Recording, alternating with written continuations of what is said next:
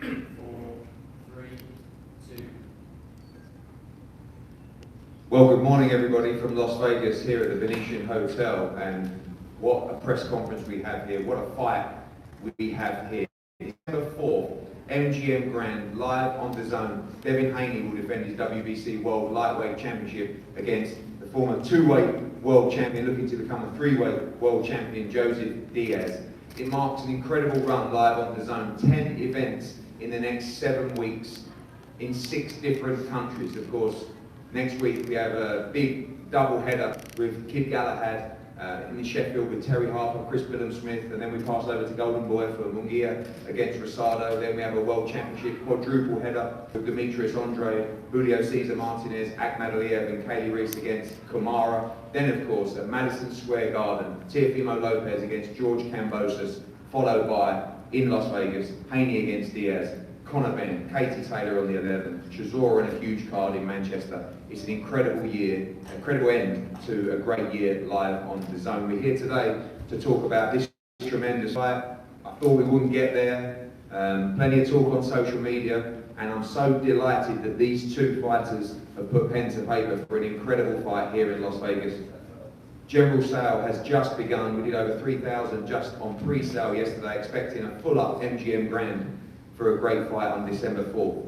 We're going to talk to both teams and fighters, of course, and Robert Diaz, thank you so much for helping to get this deal over the line with Golden Boy. Lots of backwards and forwards, of course.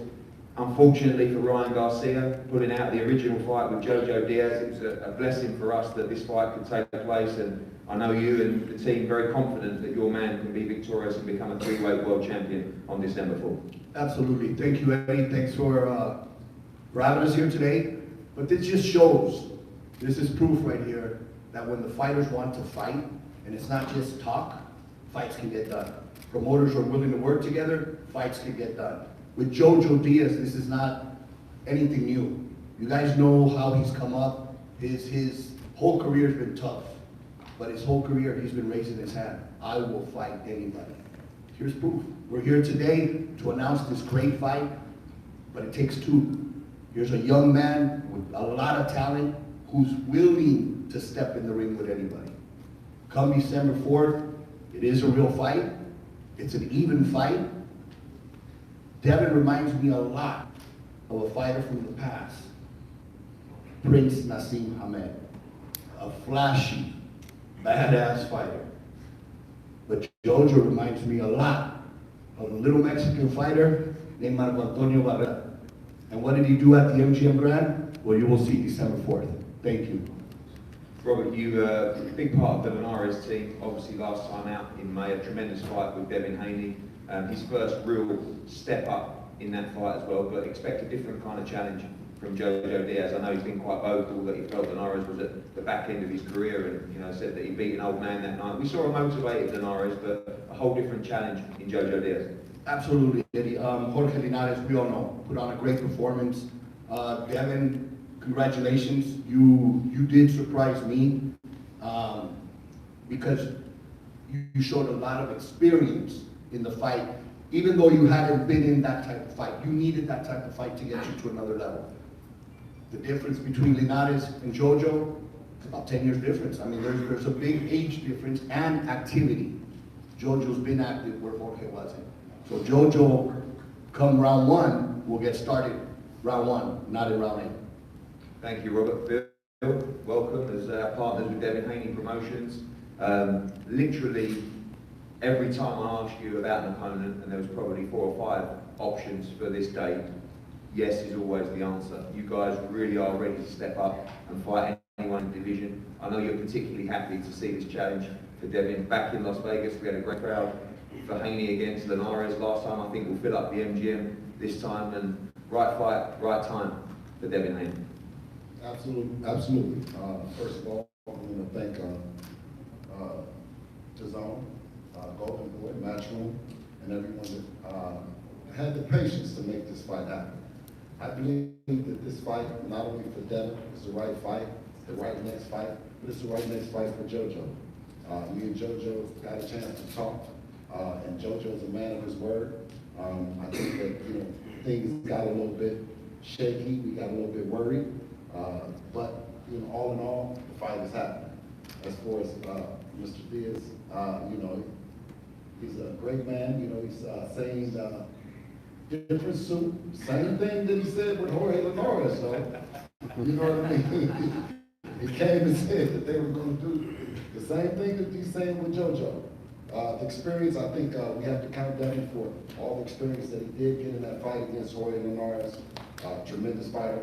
Come December 4th, now we have Diaz. Just another step in the legacy of one of the best fighters in the world, from Devin Haney. And then it died down a little bit, and then we got it made. In 4 weeks, this Saturday, this fight, it's difficult for a fighter to get done in a big statement at the round of December. Well, ironically, Devin is the champion, but in this particular case, he's the one that's hunting.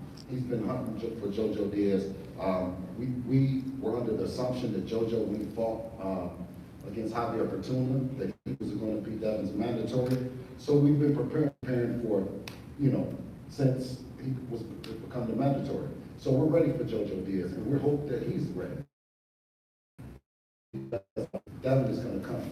You know, I mean, you saw round one, he was ready for Jorge Linares. We expect Jojo to come round one, because Devin is going to be there from round one to round 12. And I don't think that it's going to go there. I think that he's going to stop Jojo and put on a hell of a performance. Jojo, welcome, and thank you so much for taking this opportunity. You said you'd take it when the Ryan Garcia fight fell through. You said you'd sign. You did sign. Live on the zone to become a 3-weight world champion. Massive opportunity. You ready to take this chance? Oh, absolutely, man. First off, I want to thank God, you know, giving me this opportunity. I'm a elusive fighter, but I'm a dog, and I'm the type of person that has already been in there and dealt with the experience and dealt with that adversity, where I know where it is to be or you get killed. And I'm just gonna go out there and just do what I gotta do to become victorious, no matter what it is. I'm just gonna hunt his ass down. If he wants to come and bang, I'm gonna bring it. I heard you in an interview over there saying that, you know, you're not Linares, you know, that was an older fighter. You're a fresh fighter that's fine as well. Is that what it's all about against Devin Haney, taking him into deep waters? There seems to be, because he hasn't been in those kind of fights yet, the doubt of whether he can swim in those waters. Is that your intention, to make it very uncomfortable for him on that night and to rip that belt off his waist? Absolutely, but it's not just that. It's just I feel like I'm at my prime. I feel like I've already took all the steps I needed to take to be at this point in my life and in my career. As far as, you know, taking fights with Andrew Cancio, Rene Alvarado, Jesus Rojas, Devin Palmer, Gary Russell Jr., Javier Fortuna. I really fought those top tier contenders. I feel like Devin Haney, he's a young fighter and he's a hungry fighter, and he has a lot of experience and he has a lot of, you know, ego to him, where he wants to go out and put on tough challenges, but I just feel like he doesn't have the experience that I have, and I feel like that's going to be the key factor to my come December 4th. Do you feel like he has the toughness? We'll see. Devin, welcome. I know that, like I said to your dad, absolutely all in December. You two have been goading each other on social media. Finally, you got the deal done. I know you respect Jojo Diaz as a fighter, but yeah, first off, I want to thank God, thank my dad, her, Metro, his own, my whole team. I've been preparing for this fight for a while now. I'm so thankful that the fight finally came, and I just can't wait to show Jojo Diaz that he could be a dog, but at the end of the day, skills pay the bills. And if that's his only approach to that, he's going to dog me. I've been seeing that my whole career. So if that's your plan A, and you feel like that I'm just going to let you dog me, and that's how you're going to stop me, it's going to be a long night. there seems to be still doubt from the players in the division about how tough you are. You showed against Linares tremendous skill. You come through slight adversity in that fight as well. Does it get you back up that you feel like you have to prove to these people? Tio's been outspoken. There's question marks over you. I know Jojo's been outspoken as well. But these fights are the fights that you need to showcase that. Linares was the first step of that, and I feel like this is the perfect fight for you to show the world. At the end of the day, I don't feel like it's really any doubt with these guys with me, because at the end of the day, none of them are in a rush to fight me. Jojo Diaz wasn't in a rush to fight me.